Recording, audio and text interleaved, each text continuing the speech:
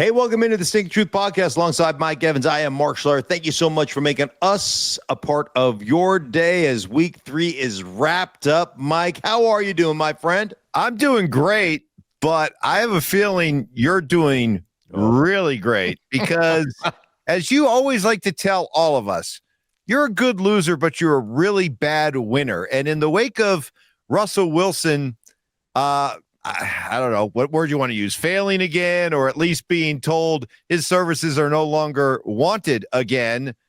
Here you go. Take your victory lap. Yeah, it's known that the correct quote, Mike, is that I am a gracious loser, but when it comes to winning, I'm an absolute dick.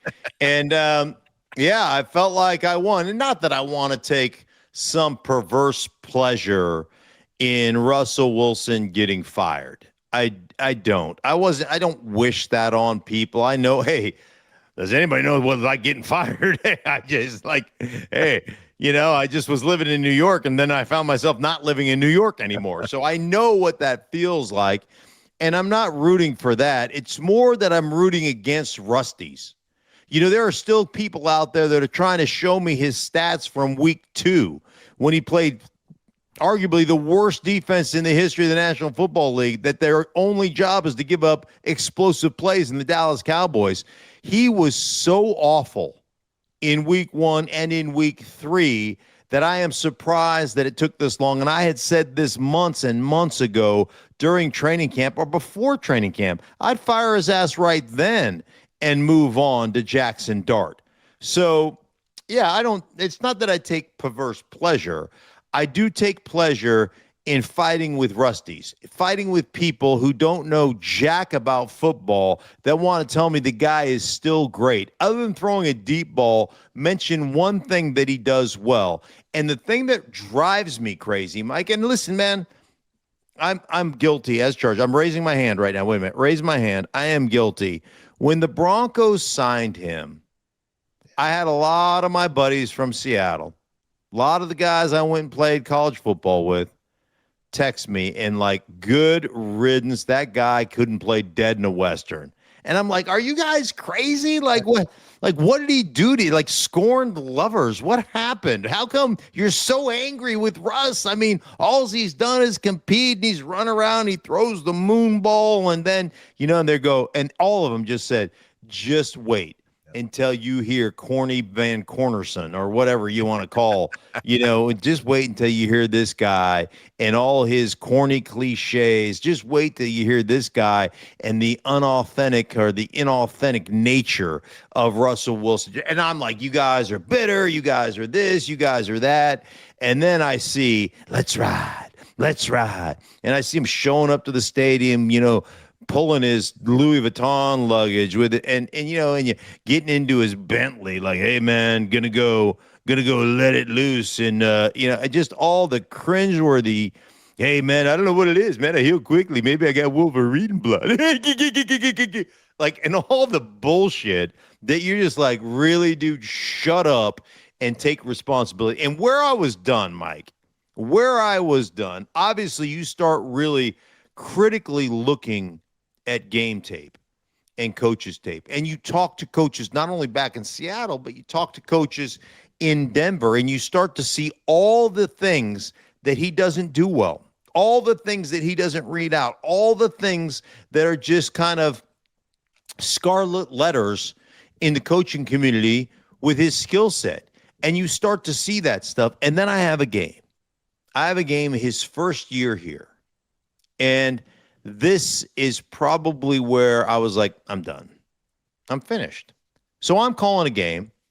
And this is back when I used to call games that didn't involve the Carolina Panthers. I've got, by the way, if you're a Carolina Panther fan, I've got the Panthers the next 2 weeks against New England and then at home against Miami.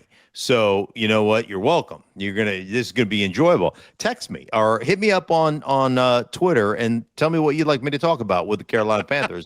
I will, you want to phrase that pays since I'm the official broadcaster of your Carolina Panthers. I am in. Okay. So, but this is when I wasn't relegated to calling Panthers games. So I'm in Denver, and they're playing. I believe they were playing the Raiders at the time, and so I've got the paper. And I bring it into my production meeting. Russ sits down, and he's always affable, and he always says things that I think you get enamored with initially. Like, hey, man, I just want to go down as the greatest winner. I'll do whatever it takes to be a great winner. And that, and all the just like all the politicking, that goes on, and you walk away those meetings. There was oftentimes I walked away and go, wow, I haven't accomplished anything in my life. This guy's work ethic, it's unbelievable, da da da da.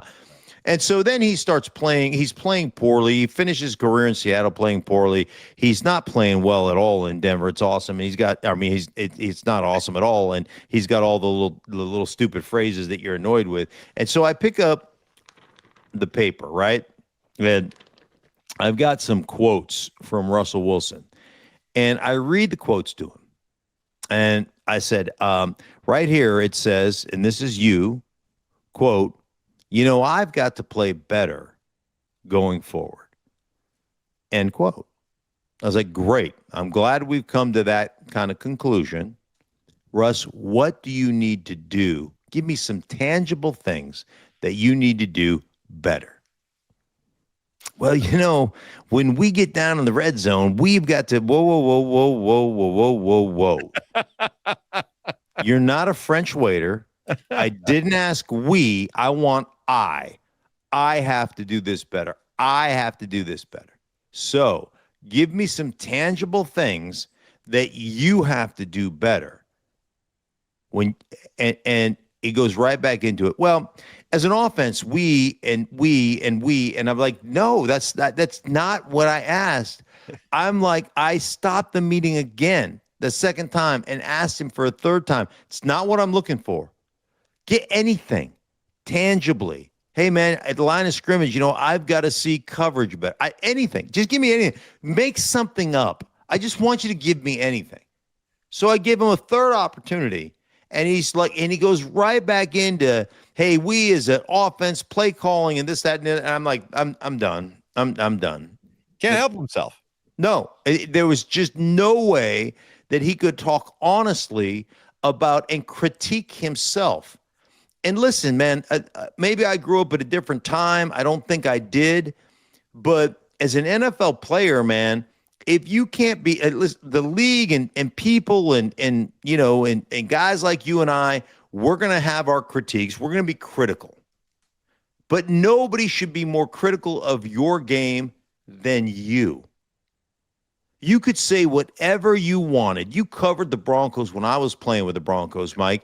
You could say whatever you wanted about me, and it wasn't going to affect me in one way, shape, or the other, because there's nothing you could have ever said that was going to be more critical than what I talk to myself about, the way I critique myself. And the fact that the guy can't critique himself. On the Sunday night broadcast, I mean, Chris Collinsworth is going on and on about how Russell Wilson, and I'm paraphrasing here, but basically he said, you probably remember how he kind of had his chest puffed out and was like, see, like I haven't lost it. You see, I can still play. You see what I did in Dallas? Meanwhile, the other 25 games you've played since you left Seattle, or 35 or 45 games, it's been an abject disaster. So anyhow, yes, there are some people, Rusty's, that I want to take a wellness check on. You know who you are. Uh-huh. But again, I feel a little bit vindicated because I've gotten a lot of pushback from Giants fans, and I've gotten a lot of pushback from the Russell Wilson fans out there. And all I can say is pound sand, eat my shorts. I was right, and you suck. Like you said, folks, gracious loser, real dick is a winner. There you go. On display in live action, coming right at you. All right, so now for the Giants, turning over to Jaxson Dart. What does this mean now for the Giants season? What would be your advice to Giant fans as they sit back and start to watch a raw rookie? Well, the first thing I would say is, who's leading the franchise? We talk about leadership all the time, right? Yeah. From a leadership standpoint, on the offensive side of the ball, who's bringing the guy Jaxson Dart under their chicken wing? Because one thing has to happen automatically. automatically the first order of business, Mike. I have the first order of business. So if I'm in that locker room, there is one order of business and one only, right off the bat. What's that? We got to wipe that shit off your cheek. The one cheek eye black. Like, what are we doing? What are we doing? Dude, you look like an idiot, right? This is not Pop Warner. This is not 8th grade football. This is not high school. This is professional football. And as a quarterback, and I say this all the time, when things go right as a quarterback, you have to deflect 100% of the credit. You've got to give the credit to every other guy in the locker room. Man, the offensive line was freaking unbelievable the way they blocked this thing up. The run blocking, it made the play action stuff so easy. Hey, that touchdown, man. I mean, my jersey's clean. It was like I was unmolested. I stepped up in the pocket and was able to deliver a strike downfield. And I was a little off there, but the receiver bailed me out. I mean, it was great. Like, you've got to. If you want to be respected in a locker room, you got to play that way. You got to talk that way. And then when things go wrong, Mike, you got to take 100% of the blame. Man, you took a sack. Offensive line stunk on that particular play. You know what? Hey, man, I got to get rid of the ball. The timing of the offense, man, it's kept in my feet. I've got to be better. That's on me. Don't blame the offensive line. Hey, man, you make a perfect throw, but the receiver's in the wrong spot. You can't say, well, Malik Neighbors ran the wrong route. And I got hung out to dry on that one. You got to say, hey, man, I'll own that. That's 100% on me, man. A bad play by me. You've got to be able to do those things as a quarterback. And the first thing you have to do is you got to take your jewelry off. You got to wipe the shit off your cheek. And you got to be a professional football player. And I know I'm old guy shouting at clouds and all that stuff. But, dude, that position demands more. So that would be my first piece of advice as a veteran player. I'd walk up to him and say, dude, we're going to clean up the eye black. Would you say the same thing to J.J. McCarthy? He's got it going on both cheeks. Yeah, he looks like a Tammy Faye Baker, crying on deep pull. Deep pull? Go back and Google. Everybody. Go back and Tammy Faye Baker when she's crying and she's got the revival and they're on the church network, whatever, Jimmy Swaggart or whatever it was. It's just pouring down her cheeks, mascara all over the place. It was before it was waterproof, I believe. It was, I have to admit, because they showed some sideline shots of Jaxson Dart during the course of the game. And I thought the same thing, like, wow, it's kind of a little bit excessive. It's kind of, WWE type of thing. So, so that would be my first order of business. But secondly, Mike, there's a couple of things, right? Jaxson Dart can run. They'll open up some of the RPO game. They'll open up some of the read zone game. They'll give him some quarterback runs. And the good thing about that, there's a couple of good things. When you can run that style of offense, it truly is like wing T football. It creates 11-on-11 football. And so it stresses a defense because you add an extra offensive player into the mix that you have to be responsible for. So one, it really threatens the edge of your defense because if that guy can pull it and run and he's athletic enough to do it and you're willing to do it as a coaching staff, well, gosh, all of a sudden that when you hand it off, right, the restriction on the backside that really is constricting the defense and coming in to make tackles, all of a sudden they got to sit for an extra second to make sure the quarterback doesn't have the ball. Well, now that opens up a cutback lane. So a 3-yard run becomes a 12-yard run. Like that's real. All of a sudden your defensive end, he's like, hey, man, I got to surf this, right? Or I got to pinch down and take it away. And now the quarterback's out on the edge on you. So it's truly 11-on-11 football, which stresses out the defense. The other thing it does for you, Mike, when you've got that ability, you can create a lot of one-read throws in your RPO game. So your run-pass option game, all of a sudden, you're looking at not a progression of 1, 2, 3. You got one guy running into a voided area. And the defender in that voided area, usually a safety or a linebacker, is basically that's who you're reading. So you're saying, hey, man, I'm going to put this ball in the belly of the back. If that dude steps up, I'm going to pull it and throw it to that, what they call a glance route in that area, which is just a slant in that voided area. If that guy hangs back and even gets depth, I'm just going to hand the ball off to the running back. And so, because they're -1 in the number count when it comes to how they're defending that play. So instantly, I look at it like Jaxson Dart is instantly already got a plethora of things he can do and be successful in that are really hard for a defense to defend.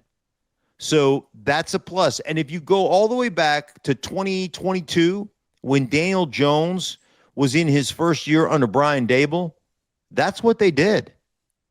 That's the kind of offense they ran. And what happened? They went to the playoffs, and they won a playoff game in Minnesota. So I think it was in Minnesota. I believe it was in Minnesota. Anyhow, long story short is, like, this is the perfect offense once iBlack Boy gets that off of there and hangs his chain in his locker room like an adult. Yeah. Right. And then I expect it from wide receivers. I expect the wide receivers to have their bling out. Well, because wide receivers are like children. One, they're completely dependent on you as the adult. And two, they're whiny and they cry and bitch a lot if they're not fed. That's how children are. Wide receivers are children. Okay. Absolute children. Completely dependent on their parents. And then they're whiny and bitchy if they're not fed properly. So that's how you got to operate with wide receivers. Quarterback has to be the adult in that relationship. All right, we'll see how that plays out in New York. We got to talk about the Baltimore-Detroit Monday nighter. It was a fantastic game, and revealed a few things. Let's start with Baltimore. Okay, does this just yet once again? It's an uncomfortable subject for him. It's an uncomfortable subject for Raven fans, but Lamar Jackson around big games, Lamar Jackson around high-profile games, is that one of your biggest takeaways? And it's something else. It's something else, Mike. I think Lamar has acquitted himself quite well early in his career. You know, when I would qualify him as more of a runner than a proficient, or like more of a runner than a proficient passer. And I'm not talking about he can't make any throw, because he made a lot of throws, a lot of one-on-one, the deep slants and or the skinny posts, the bang eights and all that kind of stuff. Like he threw those things exceptionally well, but it was layered routes. It was when they weren't in the lead, it was all the different, when you got a lot of zone stuff, there were some issues there. I think Lamar has acquitted himself quite well, especially in the playoffs the last couple of years. It's been other things that have haunted the Baltimore Ravens. Hey, I mean, Derrick Henry keeps putting the ball on the ground. Yeah. Like that's an issue. Yeah. You can't put the ball on the ground. You can't turn the ball over. And then ultimately, Mike, I looked at the Baltimore Ravens. They were my Super Bowl pick before the season started. And I thought, man, they're going to be able to run the ball with Henry. They have fixed some of those things from a passing standpoint that maybe held them back a little bit early in Lamar's career. Lamar is a big-time player at the quarterback position, both running the ball and now throwing the ball. He can beat you, in a myriad of different ways.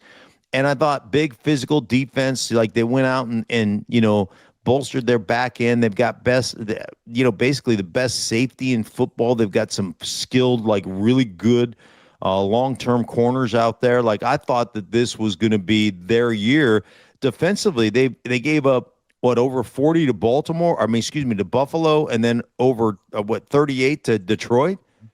Like, dude, you can't give up that many points and win football games. It just doesn't work that way. So I don't know what they're doing, but they're going to have to get it rectified soon. And by the way, now we're going to have a face-off between Baltimore and the Kansas City Chiefs, two teams that are, what are they sitting right now? 1-2. One team is going to be 1-3.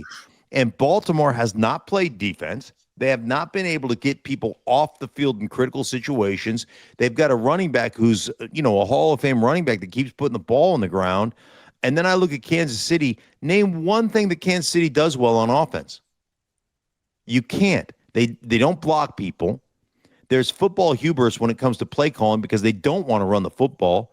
Their best run is a scramble by Patrick Mahomes. Yep.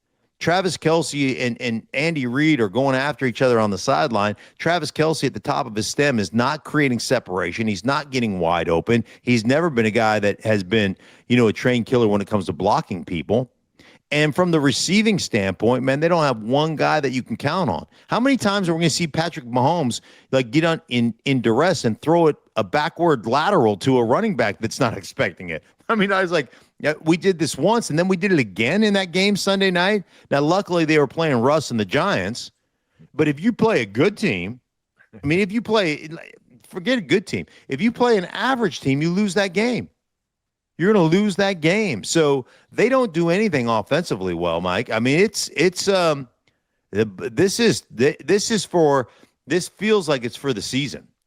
Oof. With Baltimore and Kansas City. That's lose or go home in the season. And are we looking now at John Harbaugh as a surprise early season addition to the hot seat, the coaching hot seat that's usually just reserved for the Mike McDaniels of the world? Yeah. And some of those other coaches that we all kind of expected. John Harbaugh, do we put him on that list right now? There's certain coaches that you look at and you say, hey, man, they go on right off the bat, right? And they're not tenured and they're young. And you look at it like Brian Callahan in Tennessee. Now he's given up play calling duty, right? That's the first move in trying to save your job. We saw it with Nathaniel Hackett here. Right, all of a sudden, I got to be more in charge of the whole team. Let me give up the play calling duty. That will show my leadership. And, that's that. The only place I've ever seen that really work is Philly when Sirianni gave up play calling duty to Steichen, and now we've seen what Steichen has done in Indianapolis with Daniel Jones, right? A guy that we thought was completely washed, a guy that we thought that was never going to be very good ever again, a guy that was saddled with Anthony Richardson. Now all of a sudden we're talking about Daniel Jones is now all of a sudden Indiana Jones, and he went. I mean, you want to talk about the outhouse to the penthouse. He went from throwing the baby out with the bathwater to all of a sudden he's got nicknames, right? I mean, it's incredible the way he's played. But, we saw that work in Philly, but that's not working with Brian Callahan and the Tennessee Titans. Zach Taylor with the Cincinnati Bengals. How many times do you got to get your quarterback hurt because of the style of offense with which you play and retain your job? Mike McDaniels, you mentioned, but John Harbaugh, and I love John, and John and I are tight, but listen, you've got expectations. Unlike those franchises, right? My expectation for Tennessee is not to be good. My expectation for the Cincinnati Bengals is not to play any defense and, put up points offensively, but not to be, to be right around 500. That's the expectation I have for them. The expectation for the Baltimore Ravens was representing the AFC in the Super Bowl. Yep. And so, yes, with that, and in Baltimore, there are a lot of people that look at John Harbaugh and question John Harbaugh with the playoff losses, right? With the losing your identity in the playoffs. And, Derrick Henry a couple of years ago getting 6 carries or whatever it was. There are a lot of people that will point the finger toward John Harbaugh. So, yeah, I think squarely, Mike, you lose this game, you start the season at 1-3, and I think those talks start ratcheting up. Meanwhile, Detroit, I wanted to get Baltimore out of the way because I want to spend some time here on Detroit here at the end of our chat today. Not only are they the team to beat now, I got to ask, are they the team to beat now in the NFL? But do we need to start referring to and thinking of Dan Campbell as the best coach in the NFL? Yeah, that's a big statement, and I think it's a fair statement. I mean, we've gone from this biting kneecaps press conference to 3-13, and then I think it was a 1-6 start in his second year, and the hot seat was people were talking about the hot seat, and then all of a sudden they finished the year, going 3 wins, then a loss, then 3 wins, and then a loss, and then another. They went on a like a 7-2 run at the end of the year, whatever it was. I can't remember exactly. Math is not my strong suit, but you know where I'm at on that. And incredible turnaround. And then we all talked about losing both coordinators and Ben Johnson, and how imperative he is to the Detroit Lions. And week one, man, they looked bad, Mike. Offensively, they looked bad. And we were all like, uh-oh, here we go. And what happens? They right the ship. The last 2 weeks, they've been an offensive juggernaut. They have really looked great as a football team. And can we just put some respect on Dan Campbell's name? I always say that Dan Campbell is dumb like a fox. He plays the role of meathead really well, but he is so respected within that locker room. He is so respected as an offensive mind. He knows what he wants. He understands, he understands football at an incredibly high level. He played the game for a very long time, Mike, and he understands physicality. He understands the importance of running the football. He understands how to take pressure off his quarterback, and just that franchise in general. From Brad Holmes, their GM, you look at the drafts. It is, if you want to look at how to build a football team, how to take a football team from a laughing stock to one of the most respected franchises in football, just look at the Detroit Lions.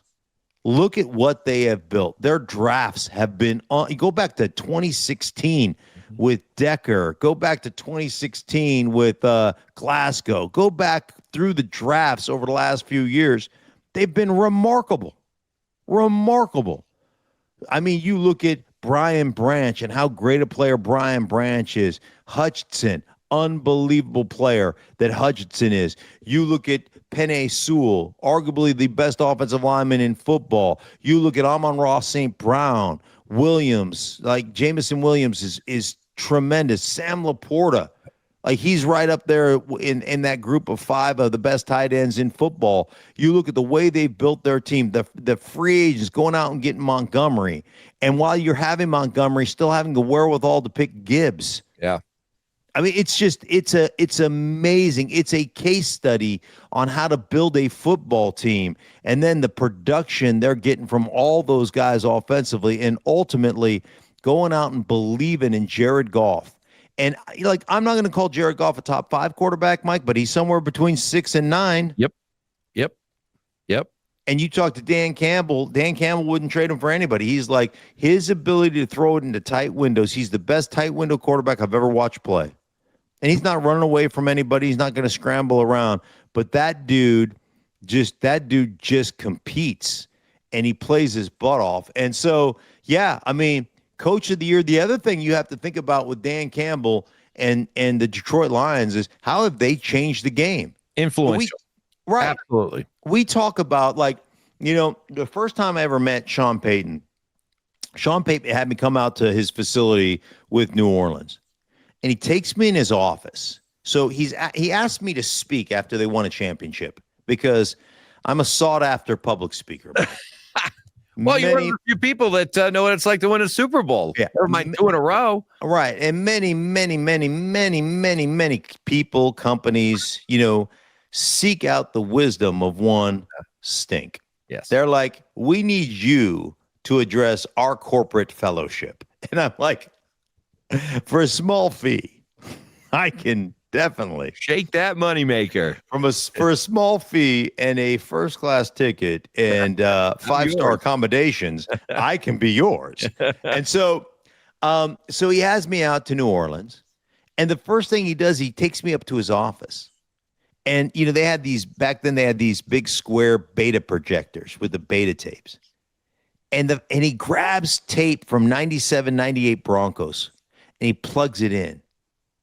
And he's watching Howard Griffith motion outside the formation and get out wide outside the numbers and then motion back in.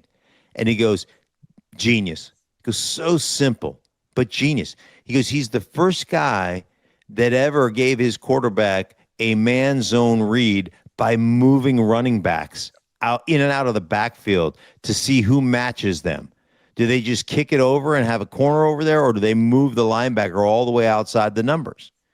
And so, like, he's like brilliant stuff. And so Shanahan is really kind of the modern day. Like, you look at Bill Walsh and what he meant to offense, and then how Mike Shanahan took Bill Walsh's offense in the passing game and then added the zone running game to it and all the boot action off of it and created his own style of the West Coast offense. And then you look at how influential that has been with the Sean McVays and the Kyle Shanahans and the Matt LaFleurs and all the different guys who have come out of that tree. It's tremendous. And so, Sean had me at that facility to talk about all those things and to, and to talk to his team. I don't even remember how we started this, but because I was so busy. The influence of Dan Campbell, because I'm with you, because if you think about the coaches that have come along that have done things in a way that really evolved and changed the game, I would argue Dan Campbell is one of the most influential. I mean, we had the Brandon Staley's of the world who, for example, would go for it on fourth down. But Dan Campbell, the aggressiveness with which he coaches and how you see it now every Sunday in the NFL is for a longtime football fan like myself, this has been a sudden, shocking, almost overnight, welcomed change to football that I think history will look back on as Dan Campbell being sort of the pioneer for all of that. Yeah, you know what happened? I got off of just legacy and how you change things and started talking about myself, which is my favorite topic. Yeah. And I got lost because I'm looking at the camera as I'm talking to you, and I caught a glimpse of my dreamy blue eyes that matches my shirt. Yeah. And the next thing I know, I was waxing poetic about me. Yeah. And it was so much fun. It is your favorite subject. It is. And I lost track of what we're really on. That's okay. It happens every day, folks, on our radio show. Right. Don't worry. I'm very good at bringing Mark back. Thank you. Come on back, big fella. Come on back. So I got to the point of talking about Shanahan and the influence he has had on the National Football League. One of the reasons he should be in the Hall of Fame. I mean, it's silly that he's not in there already because he's been such a huge influence. But Dan Campbell's influence on going forward on fourth down and being aggressive. And, one of the things that resonates with me talking to Dan about just his fourth down philosophy, this is early in his coaching career. And he's just like, I want to do it so much that when we get to fourth down, unlike when I was a player, you get to a fourth down situation, even a third down and long situation, and you're puckered up. Yeah. And for me, it completely changes because on third down and long, hey, man, we know already we're going for it on fourth down. So even if we say, hey, it's third down and 9, let's go get 4 of this or 5 of this and put us in a third down and 4 or fourth down and 4. And I want to have my team so used to going for it that there's no stress. Yeah. And I can tell you throughout my own career, man, third down and long, you want to talk about puckered up. Yep. I mean, the old put the coal in the butt crack and come out with a diamond. That's how my life lived. And fourth down, forget about going for it on fourth down. I can't even think about how many times, there's probably a handful of times in my career where we ever went for it on fourth down. Yeah. It just wasn't something. It wasn't done. It just wasn't something you did. And Dan Campbell can be credited to the guy who really did that in the NFL, that really made that the thing to do.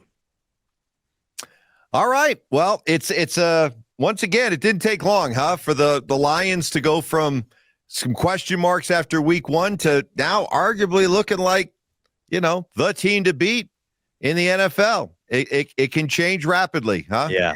Yeah, it really can. And I do think one thing about Detroit, they're kind of America's team, right? Yes. Aren't they? You don't find anybody outside the division, outside Green Bay, but even I think Packer fans still there's still this lovable, loser, the franchise forever. There's this feeling even if you played in that division and let's say you got bounced in the playoffs and stuff, and Detroit was still in it, where you'd be like, gosh, I kind of hope they win. Yeah. Like across America, like there are teams that I'm sick of that I don't like. Kansas City, good riddance. I hope you lose them all. Like I really do. Like I genuinely don't like Kansas City. But is there anybody in America that doesn't like Detroit? No. Can we switch? Can we switch from the Dallas Cowboys being America's team? Can we just start calling the Detroit Lions America's team? I think you could probably go up to 100 football fans and say, okay, if your team can't win it this year, which team instead would you like to see win? I bet you 80% of those fans would say, yeah, I'd be okay with Detroit. That'd be my Buffalo, maybe Detroit or Buffalo. That'd be my first choice. Yeah. Buffalo is in the AFC, so I want to see the Broncos. Right. But like if the Broncos don't win it, based on the four falls of Buffalo and the fact that, my team in 91 just absolutely opened a can of whoop ass on the Buffalo Bills. And what Dallas did to them, and then what the Giants did, what the NFC East did to them. I mean, that's pathetic. But yeah, I would like Buffalo would be number 2 on my list. Detroit would definitely be the number 1 team on my list that I would like to see. If my team can't win it, that I would like to see go to a championship and win it. All right. Well, they certainly looked the part the other night. They did it that, and Dan Campbell, like I said, he plays the role of meathead well. That guy is really smart, dumb like a fox. So, hey, for everybody involved in the Stinkin Truth podcast, make sure you download us. I don't even know if that's the correct term, but make sure you subscribe, like it, and how about that? How about do this? Forget about downloading. I'm sure that's already done. Do me a favor, like it, and then subscribe to it. Right. And then shoot me a question, because I'm always answering questions. I'm traveling on Thursday, and I go from, Tampa Bay, where I am right now, to New York, catch a connection to Boston because I couldn't get a direct flight for some reason. Don't know why. Probably because the first class flight, or it wasn't first class on like Southwest, and I'm not gonna. Hey, listen, when Fox is paying for it, I'm up front. Steerage? No way. No, I'm up front. So I'll answer your questions. Yeah. I would just throw your questions out there. I'll answer your questions. We'll be back next in a couple of days with our moneymaker picks and breakdown of week 4 to come. Some good ones. You caught up with me a little bit. You caught up on the moneymaker a little bit. You're still way behind. Matter of time. You're still way behind, but laying in the weeds. I know you are. All right, for everybody involved in the Stinkin Truth podcast, Mike's about to pounce. We'll talk about it later.